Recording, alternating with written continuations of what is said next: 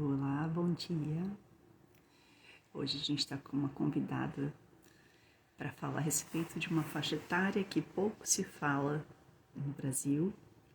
E a gente fez um convite e ela aceitou. Estou muito feliz, a Alessandra Mosqueira. Ela tem a formação da AMI para crianças de 6 a 12 anos e faz um trabalho incrível para ajudar famílias, né? Então eu vou deixar ela até falar um pouquinho mais a respeito dela por aqui, para vocês terem uma ideia de quem ela é. E ela vai falar o tema que a gente decidiu, né, que ela se propôs a falar, é algo que ela, pela experiência dela, é muito importante. Que algumas famílias têm muita dificuldade, na verdade, com isso, né, da criança de 6 a 12 anos. E eu tenho certeza que vocês vão adorar, vai ser bem gostoso. A Maria Montessori, ela fala, não sei o quanto que vocês estão acompanhando a gente aqui, já ouviu falar sobre os planos de desenvolvimento, né? Então, a gente tem o primeiro plano de desenvolvimento, ele é o plano de 0, e o segundo é de 6 a 12 anos. A Ale está aqui já com a gente. E a Ale, ela é especialista nesse segundo plano de desenvolvimento. Olá, Olá, Camila, que tal? Tudo bom? bem, você, que prazer gigante. Obrigada por ter aceito esse convite. E Obrigada a você. O prazer é todo meu, é uma honra estar aqui no Montessori. Montessori Brasil ou uma Montessori? Eu não sei como a dizer. Alma é a empresa, né? O projeto é a Aham. Alma, que ajuda a humanidade. E aí o Instagram, para a gente conseguir chegar em mais pessoas, a gente colocou o nome como Montessori Brasil. Então, Ah, tá. tem os Tá dois, né? certo. Conta um pouco Fica como é sendo os dois. isso, conta um pouco do seu percurso para a gente conhecer você um pouco mais, saber o que você faz, até para as pessoas poderem ter acesso a você. Uhum, claro. Então, meu nome é Alessandra, eu sou brasileira, mas eu moro na Espanha há 18 anos. Eu tenho um filho que vai fazer 12 anos agora em dezembro, já está terminando o segundo plano com ele. E, bom, eu sou jornalista e, e aqui na Espanha eu acabei me formando como assistente Montessori para as etapas de 3 a 6 e 6 a 12 anos com a AMI, com a Associação Montessori Internacional. Também sou educadora de disciplina positiva para famílias e para professores. E eu estou compartilhando sobre Montessori 6 a 12 anos desde 2016 na minha página web, que é o Nuestros Momentos Montessori, né? É uma página web que está em espanhol, porque o principal público é espanhol, mas também o público brasileiro pode acompanhar. Tem um botãozinho lá para traduzir toda a página e pode ler tudo em português. E além disso, também tem as minhas redes sociais, aqui no Instagram, tenho YouTube, tenho Facebook, né? E tenho também meus cursos online, meu programa personalizado para famílias. É mais voltado para famílias com crianças de 6 a 12 anos, mas também não impede de outras famílias com crianças de outras idades também participar. Claro. Ah, legal. Tem aqui a sua fã, Ludmilla e Lud. Ela falou que é Ah, uma página incrível o que você faz, né? obrigada. E é um socorro Muito obrigada. importante para as famílias, né? Muitas mães, muitos pais hoje querem fazer uma educação diferente para os filhos e nas escolas a gente não acha ainda, né? Assim, na maioria das Não. escolas. Então é muito bom ter acesso ao seu material e que você traz de experiência, né? Tanto teórica quanto prática, para a gente poder Uhum. saber como conduzir melhor essa fase que às vezes os pais já ficam descabelados só de pensar que a criança está chegando nessa fase, né? E não precisa, né? Então aí, Não. conta pra gente o que você veio falar aqui hoje. Então, a etapa que eu mais gosto dentro de Montessori é o segundo plano, porque eu me senti muito identificada, não com o conteúdo, com os objetivos, com a maneira que a Maria Montessori planteia a educação das crianças de 6 a 12 anos, eu achei lindo demais, né? Existe uma certa piada no mundo Montessori, não sei se no Brasil também se fala isso, que diz que cada um tem o seu plano, né? Parece que tem algumas pessoas que não saem do plano, de um determinado plano, né? A gente vai crescendo, vai envelhecendo, mas não sai, né? Tem pessoas, por exemplo, que parece que estão sempre no terceiro plano, outras que estão sempre no primeiro plano. Eu estou sempre no segundo plano. Eu acho muito lindo, eu acho a educação cósmica uma ideia maravilhosa que teve Maria Montessori de levar as crianças. É uma pena que isso não esteja também na escola tradicional, porque poderia ser perfeitamente elevada à escola tradicional, não é uma coisa assim tão difícil de se fazer, né? É claro que precisa de um treinamento e tudo, mas não é tão complicado como, por exemplo, a parte do primeiro plano, né? A formação do primeiro plano eu acho muito mais difícil que a formação, tecnicamente falando, acho mais difícil a formação do primeiro plano que a formação do segundo plano. O segundo plano é mais difícil, não no ponto de vista técnico, é no ponto de vista mais humano. Vai te exigir mais de você como adulto, né? Como esse adulto que vai estar guiando essas crianças, né?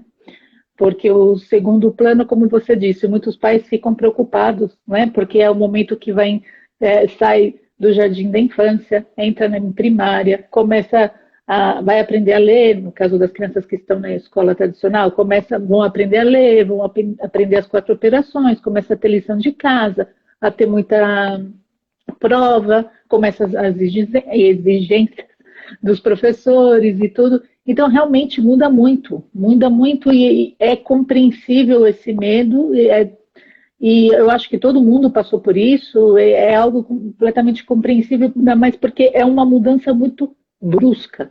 Pelo menos aqui na Espanha a Montessori muito fala, né, que é um nascimento novo, né? Tipo, apesar de ser a mesma criança, as características são tão diferentes e as necessidades são tão diferentes do primeiro plano que é como se fosse um novo ser, né? Exatamente.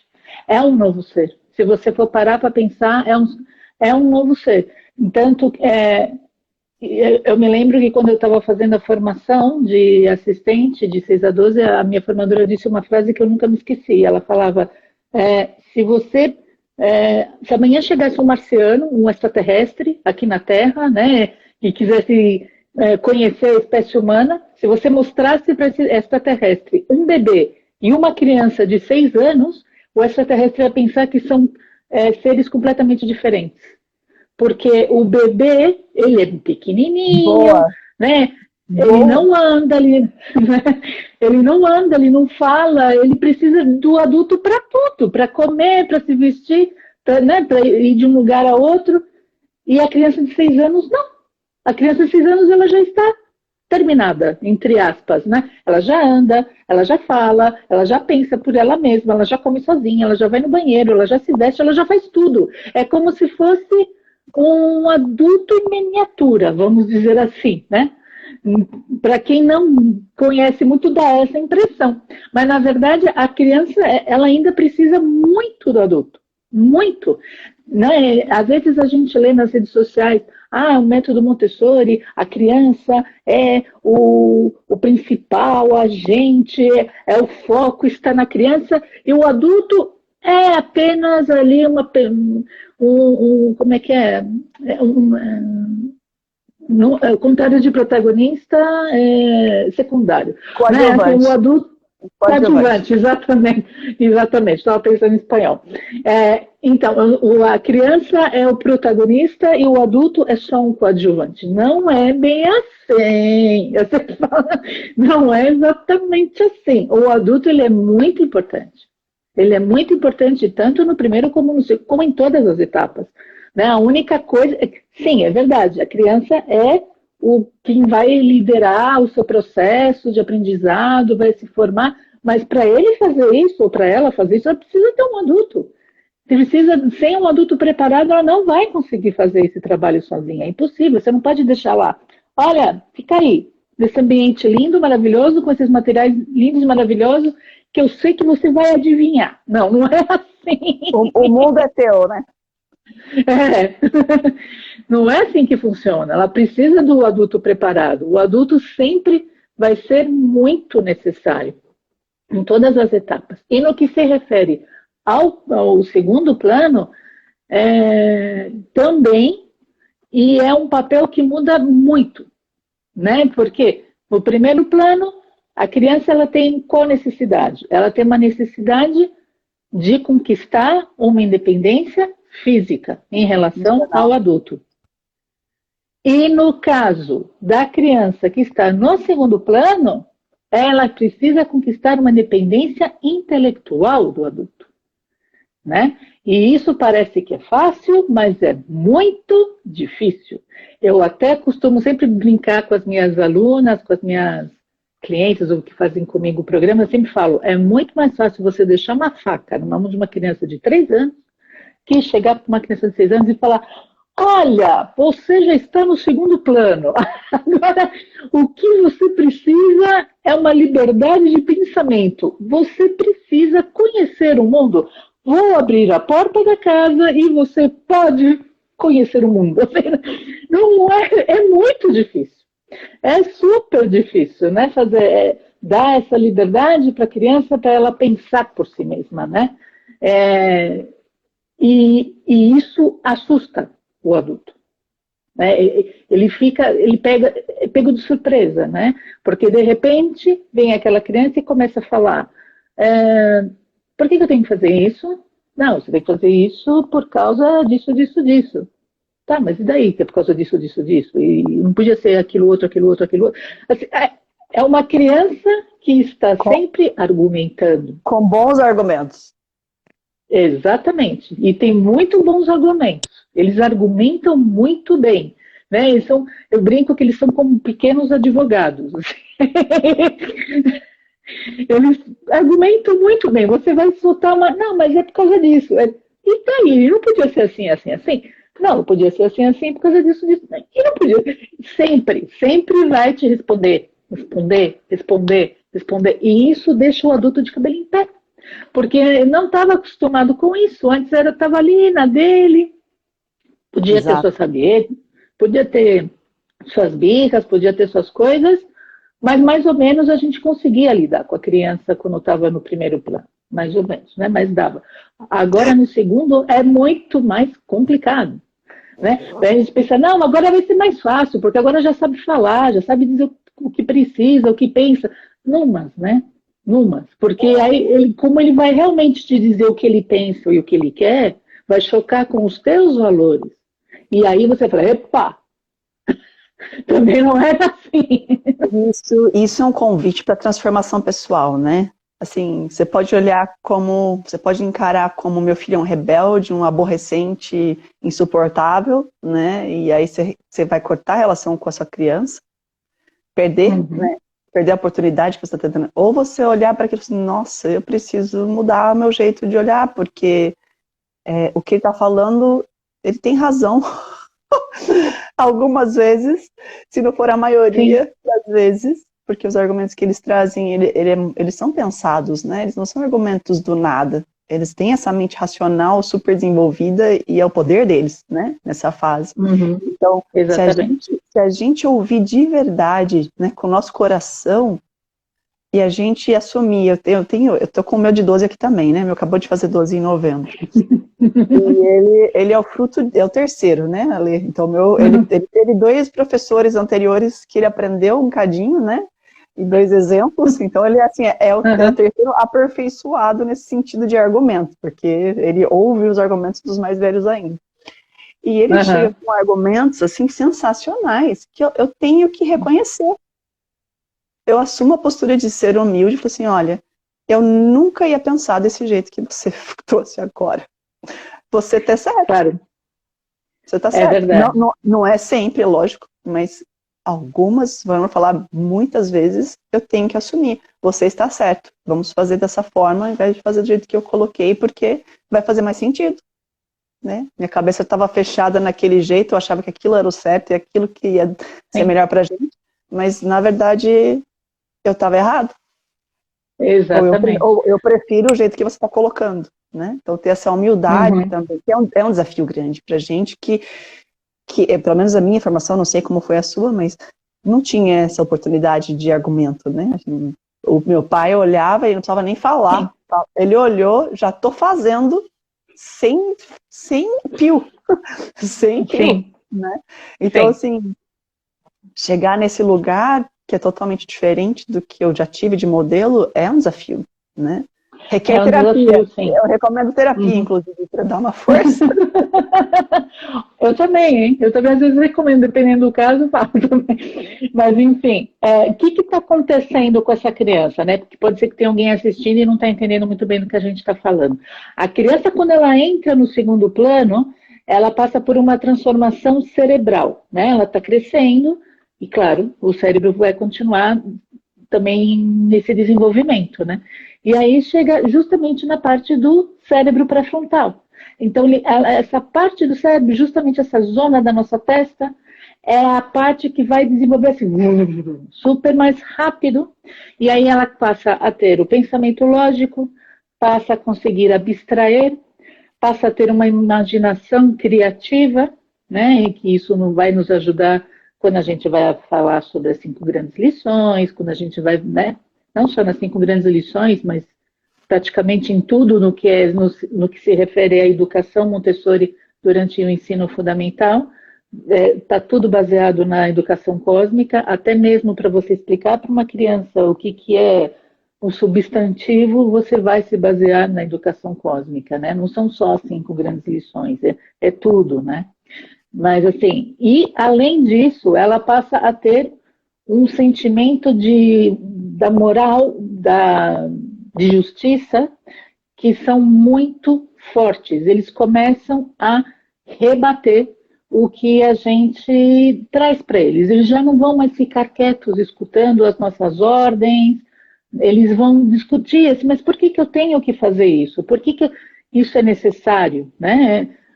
Porque para mim não é necessário. Né? Então, se, por exemplo, você chega para o teu filho de 10 anos, mais ou menos, e fala, fulano, você tem que tomar banho. Aí ele fala assim, não quero tomar banho. Não, mas você tem que tomar banho porque todos os dias tem que tomar banho. Por que eu tenho que tomar banho todos os dias?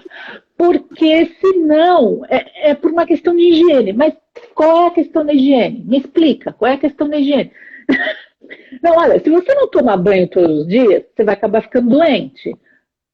Não, mãe, isso é mentira. Isso é mentira. Você está me falando é mentira, porque eu já fiquei sem tomar banho uma vez, uma semana, e fiquei ótimo. Eu não tive nenhum resfriadinho. Ai, resfriadinho foi... Não senti nada. Fiquei perfeito. Né? E aí você chega nesse impasse e você fala, e agora o que eu faço? E agora, essa história é real, isso aconteceu comigo, com meu filho. E aí ele começou a querer debater por que era necessário tomar banho todos os dias.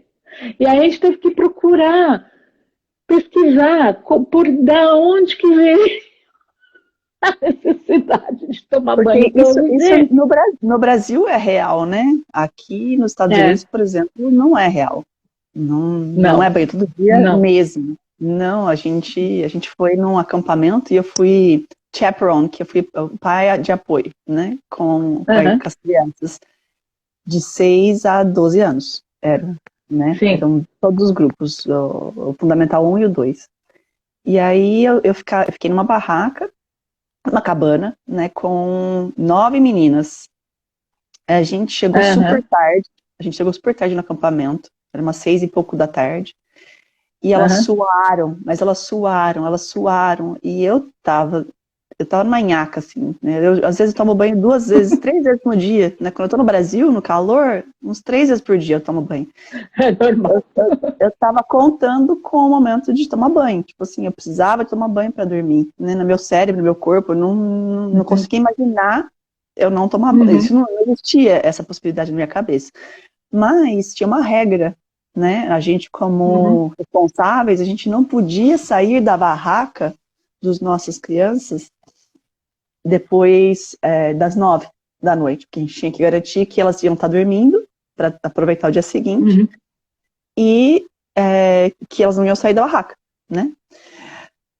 E a gente chegou na barraca às 9 da noite. Porque a programação foi tão intensa durante todo o dia que a gente chegou na barraca às 9 da noite. E aí eu assim, não vai ter banho? Eu pensando comigo, né? E aí eu não aguentei, eu perguntei para as meninas, para as 9, né? Assim, gente, vocês me desculpem, mas é que assim, eu preciso entender um pouco melhor. Vocês vão dormir sem tomar banho?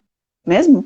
Aí elas, mas como que seria assim se vocês não estivessem acampando? Assim, a gente às vezes toma banho, às vezes não. Quantos banhos vocês tomam durante a semana? Uns 2 ou 3. E eu assim, tá. Assim mesmo. Você não tá suada, não sei, né? E na adolescência, eu não imagino a barraca dos meninos, né? Que aí o suor ainda é mais intenso. Eu lembro, pelo menos na minha casa, assim, era totalmente diferente o jeito que a minha filha suava e dos meus filhos, né? Ela puxou mais eu. Pra eu suar, ela suar, demorar pra caramba. Eu sei que também depende não é de menina pra menino que varia, mas em casa era assim, né? Os meninos eram insuportáveis, não dava, né? Eles dormem, eles saem da cama, a marca deles fica no colchão, sabe? Os meus 2 meninos. E a menina, não. A gente dorme de edredom enquanto eles estão suando, sabe? E eu falei, então a gente vai dormir sem tomar banho, é isso mesmo? Elas, tá bom, então boa noite, gente. Então isso não é uma verdade fora do Brasil. Não tem nem como argumentar mais como eu aqui agora nos Estados Unidos. É super complicado mesmo.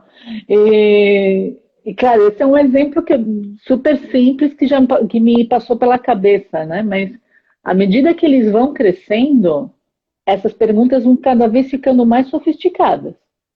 Vão ficando cada vez mais sofisticadas, porque é lógico, é totalmente lógico, né? O cérebro está ficando cada vez mais sofisticado também. Então é lógico que eles vão começar a observar coisas e vai dizer umas coisas que você vai falar assim, da onde ele tirou essa ideia? Eu não tinha pensado nisso. Porque, claro, a gente não pensa nisso porque a gente está meio por hora, né? Está com o trabalho, com a casa, enfim, com as nossas preocupações e a gente não presta atenção. Eles ainda prestam atenção, né? Então, eles te trazem essas coisas, né? Nossa, eu lembro quando meu filho tinha o quê? 7 anos, ele era um pouquinho mais pequeno, acho que tinha uns 7. Eu lembro que uma vez a gente saiu, fomos para o centro da cidade e tinha uma pessoa, um morador de rua, e ele ficou chocado, porque o lugar que a gente mora não tem, né? E aí a gente foi para o centro, no centro tem. E aí ele viu, e foi a primeira vez que ele viu, e ele ficou chocado, e aí ele virou para mim e falou assim, mãe, esse moço, por que ele está aqui na rua? Porque ele tem esse colchão, o que ele está fazendo? Aí eu falei, não, filho, é que ele mora aqui. Assim, como assim mora aqui? Mas ele não tem uma casa? Não, ele não tem uma casa, ele mora aqui com esse colchão e essas caixas. Assim, por quê? Bom, não sei, assim, talvez ele morava antes numa casa e provavelmente aconteceu alguma coisa e ele não podia mais pagar a casa ficou pro banco e ele teve que vir morar na rua. E o meu filho ficou assim. E o pior é que eles ficam pensando, né? Eles ficam pensando. Ele fica assim. Aí você pensa, já esqueceu. Né? Já fez 300 coisas, já esqueceu. Aí de repente vem e te solta. Mas se ele mora na rua, como é que ele faz para usar a cozinha, o banheiro? Né? Exatamente. Como é que ele usa tudo isso? Aqui a minha experiência aqui em Portland está com um nível bem elevado de pessoas, muita gente mora na rua, em barracas, né? E aí eu fiquei muito chocada com essa realidade, e o João, ele olhava para mim assim, ele falava assim, mãe, por que você tá assim? Eu falei assim, porque olha essas pessoas, filho, tem gente com TV dentro das barracas, tem gente com carro estacionado do lado de fora da barraca. Então assim, tem um movimento aqui nos Estados Unidos muito grande de não querer pagar aluguel e não comprar casa. E aí as pessoas realmente decidirem que vão morar numa barraca porque não conseguem pagar aluguel e nem pagar a hipoteca de uma casa, nem nada disso, né? O financiamento de uma casa. Mas tem gente que não é assim, né? E aí a minha resposta do meu filho, até por outras conversas que a gente tem, ele falou assim, mas você não precisa se preocupar. Você não fala que a gente escolhe a vida que a gente está tendo? Então, eles escolheram essa vida. E aí, como que você argumenta, né? Se eu sempre digo assim, a vida é feita de... Ah, voltou. Você tinha ido embora para mim. Ficou tudo em negro. Eu falei, ui, e agora? Eu tô aqui. Estamos de volta. Olha só, eu falo sempre para os meus filhos que a vida é feita de escolhas, né? E que a gente está onde a gente escolhe, a gente está fazendo o que a gente escolheu antes, né? E aí eu olhando e ficando assim meio chocada com essa realidade, ele falou assim, mas você não precisa ficar chocada, porque ele escolheu isso. Aí eu assim, tipo, então... E aí vamos ver. 11? Não, 10, ele chegou com 10, né? 10 anos. E a minha própria fala, né? É a minha própria fala. Então, vamos conversar sobre isso melhor e vamos esmiuçar que tem gente, sim, que realmente foi uma escolha consciente, às vezes, né? Porque a gente vê esse caso da pessoa que tem um carro estacionado do lado, uma escolha consciente, assim, né? Entre aspas, porque não teve dinheiro para pagar um aluguel, não teve dinheiro para financiar uma casa, então escolheu viver numa barraca porque é um lugar acessível, que ele consegue. Né? Claro. Mas tem muitos drogados também, tem casos e casos, né? E aí é pano para manga, né? Conversa infinita que dá para gerar. E aí entra muito nessa parte que você até citou, né? Que é um desafio para muitas famílias de pensar no desenvolvimento da moral dessa criança, né? Sim. Essas são pequenas oportunidades que surgem, né, de conversas no nosso dia a dia e que com certeza podem ser muito bem aproveitadas para isso, né, Ale? Com certeza, com certeza. É isso que eu sempre digo, né? Porque muitas vezes eu encontro mães que chegam num conflito, né, com o filho, porque e olha que são mães que têm um conhecimento de Montessori, que não é pessoas assim que de repente descobriram Montessori nas redes sociais. Não, é gente que já leva tempo, que já fazia Montessori quando a criança era mais pequenininha e agora está grande e sabe a teoria e tudo e fala, eu não consigo acompanhar essa mente, essa necessidade de liberdade que a criança de 6 a 12 anos tem. É difícil, né? E quando a gente vai ver no livro da Maria Montessori, nas potencialidades humanas, no estudo das potencialidades humanas, ela fala que isso é justamente a forma que se vai manifestar a opressão do adulto durante essa etapa. Se antes o adulto oprimia a criança porque não deixava subir escada, porque não deixava cortar um pão, não sei o quê, né? Porque tinha medo, etc., mas não deixava de ser uma opressão. Agora a opressão do adulto vai ser na hora que essa criança começar a falar o que ela está pensando. Né? O adulto vai falar que é uma criança chata, que é uma criança mal educada, que é um mal criado, que tem umas ideias absurdas, e vai começar a julgar, né? Ou então vai começar a falar quem você pensa que é, eu sou tua mãe, eu sou teu pai, eu sou o adulto, sou eu que sei, você está me faltando com respeito. Né? É nessa hora que começa esse tipo de choque. Começa agora, se a gente não tomar cuidado, quando entrar na adolescência, vai dobrar. Vai dobrar o conflito. Então, o que a gente tem que fazer? Primeiro, a gente tem que compreender que não é que ele está querendo te desafiar, que ele está mal educado, respondendo, não é nada disso. É que o cérebro está transformando. É parte desse crescimento, ele está querendo compreender a sociedade, quer compreender por que os adultos fazem determinadas coisas, ele quer entender esse funcionamento. A melhor coisa que a gente pode fazer primeiro é conversar muito, como você fez com o teu menino, quando falou das pessoas de rua aí. Conversar, você vai ter que conversar sempre bastante com a tua criança e você tem que deixar momentos de liberdade para ela. Como assim momentos de liberdade para ela? Tem uma ideia que é muito legal em Montessori, que eles fazem nas escolas Montessori, que é o going out, né? Aqui na Espanha a gente chama de vamos a sair, não sei como se chama no Brasil, não sei se é vamos dar uma volta, não sei como que chama no Brasil, né? O que é o going out? O going out na escola Montessori, ela funciona quando as crianças estão estudando um determinado tema. Chega um momento que elas têm tantas perguntas,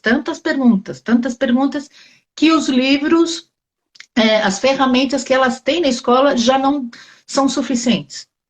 Já os livros que tem não respondem essas perguntas. Então, esse é o momento de fazer o going out. A guia, junto com a assistente, ela organiza um grupo, né? Quer dizer, ela ajuda a organizar. Na verdade, quem organiza são as crianças, né? Mas elas estão assim, mais ou menos, para dar uma luz, assim, para dar uma orientação. Organiza um grupo para sair, para buscar essas respostas. Como assim? Vamos supor que as crianças estão estudando sobre vulcões. Então, e chega um ponto que elas têm tanta pergunta sobre vulcão que já não acha mais no livro. Então, elas podem ir, por exemplo, ou numa faculdade de geologia, ou num museu de geologia, onde vai ter, por exemplo, alguém ali que ajude as crianças, que faça uma espécie de passeio guiado, porque geralmente nos museus, quando são museus muito específicos, tem algum estudante de universidade, né, alguém assim, que tem ali para ajudar a fazer como guia, né? Então você pode pedir para essa pessoa, você chega nela antes e fala, olha, vamos levar um grupo que eles querem te fazer um montão de perguntas sobre vulcões. Você pode conversar com eles? Ah, posso, beleza. Tá. Então aí a criança, ela só vai ter que procurar onde está o museu, como que faz para chegar nesse museu, se vai de metrô, se vai de ônibus, você tem que fazer baldeação, quanto custa a entrada, qual é o horário que abre, não sei o quê. Isso tudo as crianças que vão organizar. E aí, uma vez quando elas já estão nesse museu, quando elas estão com essa pessoa, elas fazem as perguntas para essa pessoa sobre as perguntas que elas não encontraram as respostas nos livros, né? Isso é o going out. A gente pode levar essa ideia do going out para a nossa vida, né? Que é isso que eu sempre tento falar. Você pode começar, quando eles são pequenos, assim, 6, 7, 8 anos, começando assim, vamos no supermercado, vamos na farmácia, vamos na padaria. Mas assim, você deixa ele mais ou menos sozinho, assim, você fica assim, um pouquinho assim, afastado, né? O anjo da guarda ali, né? Como anjo da guarda, exatamente, para ver se acontece alguma coisa, para você interferir, mas deixa ele sozinho. Olha, você vai chegar naquela moça, você vai falar, quero tantos pãezinhos, você dá esse dinheiro, ela vai te... E acabou. E deixa fazer. E aí ela vai fazer. Isso quando ela é pequenininha. Quando já começa, quando ela já está dominado, já sabe na padaria, já sabe no supermercado, não sei o quê, aí é a hora de você fazer uns passeios mais arrojados, né? Então, você pode, por exemplo, vamos supor que você está discutindo com o teu filho de 10, 11, 12 anos sobre, não sei, como, por exemplo, essa ideia que deu a Camila, sobre pessoas que moram na rua, né? Então, e vamos supor que surja esse interesse do teu filho, que começa a fazer um montão de perguntas e não sei o quê.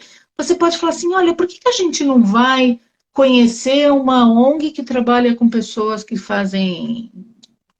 estão nessa situação de rua, né? Para você conhecer essas pessoas, você pode bater um papo com elas, conversar com as pessoas que trabalham com elas.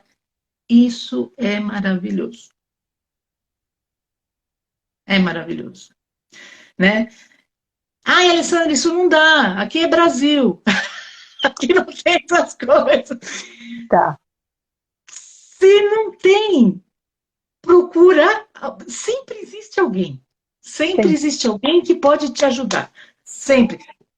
Fala. Eu levei muito a sério isso, assim, para toda a vida, né? Desde que o meu segundo filho, ele era um pouco mais tímido, então para ele foi muito importante essa de, mesmo pequeno já ir, pede seu pão de queijo na padaria, faz essas coisas, então sempre estava ali por perto, mas ele ia.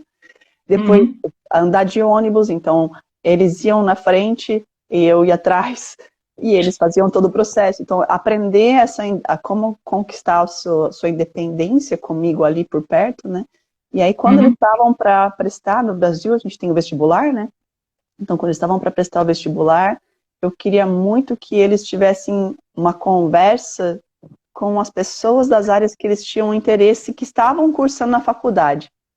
E eu fui, ou que estavam, sei lá, eram professores, porque eu tinha já amigos que eram professores, né? Então eu fui na época, minha filha era na ciência de computação, então eu fui na ciência de computação, e aí a gente achou, e eles levaram a gente numa sede dentro da Unicamp, que é um lugar, assim, ele foi muito legal, esse cara, porque ele levou a gente nesse lugar que ele não é um lugar acessível, ele tá no meio do nada, assim mesmo, parece eu nem sabia que existia aquela área da Unicamp. Era tipo um deserto de Saara e um prédio sensacional, assim, que a Apple investe, que as grandes empresas multinacionais investem, então lá, e aquilo brilhava o olho da Helena, né? Hoje ela tá fazendo matemática, mas ela foi para programação no final das contas, né? O Pedro, ele queria ver a engenharia, queria ver, e ele foi, e no final não decidiu nada disso, ele foi para pedagogia, agora tá indo para área de música, então assim, para mim era importante eles ouvirem as pessoas, verem o que tem disponível para eles, né? Para eles poderem fazer as escolhas deles, né? E isso, assim, vai, ao longo da vida, a gente, quando eles estão nesse segundo plano, mostrar para eles profissionais dessa área, né? Para eles terem conversa com esses profissionais, como você falou, né? Vai na padaria, então vamos falar com o padeiro, o que esse padeiro faz, como é que é a vida dele, porque cada um dentro dessa educação cósmica tem sua tarefa cósmica, que é super importante, né? E que a gente precisa ser grato por cada um existir nesse planeta, né? Por essa ligação que nós temos. Ale, você percebeu que o nosso tempo a gente está indo, né? Eu tô assim, olhando, eu falo, o que eu faço? Eu falo alguma coisa. Você fala um monte, eu falo um monte, e é sensacional. Adorei esse encontro que a gente está tendo. Eu, por mim, seria o primeiro de muitos, né? Eu gostaria, assim, só para a gente ficar, assim, nesse respeito ao que a gente combinou, né, de horário, mais ou menos, né? de fazer uma pergunta para você. Sim. Sobre, se a gente pensa para uma família, né, que está com uma criança nessa faixa etária, qual seria, e que está preocupada, né, com essa parte do desenvolvimento moral, qual seria a sua maior dica, assim, o que você poderia trazer de ideia ou de dica para essa... Você já trouxe um monte, né? Eu sei que você já trouxe um monte, mas algo assim que você fala assim, nossa, isso pode mudar a sua vida se você tiver essa outra forma de fazer, ou de olhar, né, ou de conversar com o seu filho. O que você diria? Eu diria que para essa mãe que ela tem que escutar o filho. Escutar muito e falar menos. Que eu sei que a gente vai querer falar muito, mas tem que tentar fechar a boca e escutar. Escutar. A criança, ela sabe com quem ela pode conversar, quem escuta ela. Se você é uma pessoa que escuta, ela sempre vai vir até você para conversar com você, para te contar coisas. E um dia, quando você menos esperar, ela vai te contar uma coisa que talvez não seja muito legal, mas vai ser algo importante, sabe? Para você saber que vai te gerar uma lição, né? E aí você vai pensar depois, que bom que eu sempre deixei ele ou ela se expressar comigo, porque senão agora não estava me contando isso. Sensacional sua dica, eu arrepiei aqui. eu poderia ficar aqui mais meia hora contando experiências que eu tive nesse respeito. Também.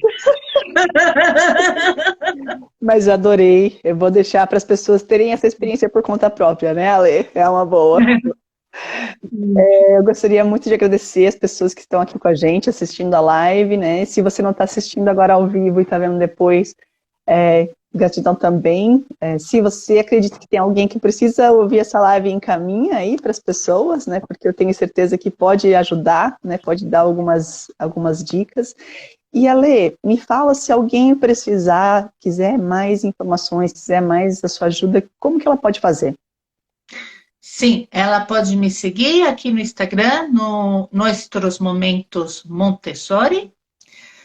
Ela também pode entrar em contato comigo pelo e-mail, que é o nuestrosmomentosmontessori@gmail.com.